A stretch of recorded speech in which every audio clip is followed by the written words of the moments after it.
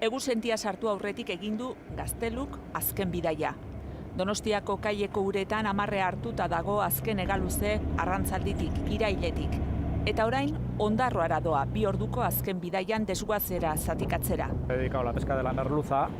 Negatzetan jardun du udaran hegaluze bila.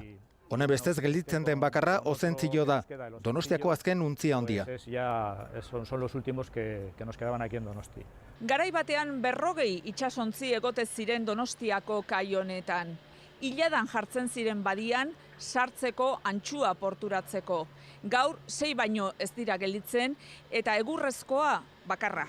Irudi honek 10 urte ditu. Egungoaren oso bestelakoa.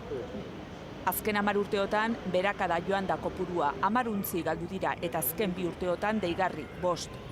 Quieren ni tan siquiera coger el relevo. Erretiroa hartzen dutenentzat ez da erreleborik. Itsasoaren ordaina ez da eroso, ez da erakargarri. Gazteluren tamainako azkena, Ozentzio, museo, ontzi bihur liteke.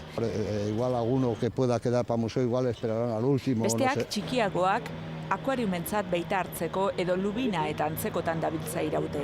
Aldatu indala, dia ez da lengo girua, eske arrantza pasaen da, kasu. Begira itsasoan, ibilitakoen artean tristura. Cada vez que desaparece un barco, tristeza.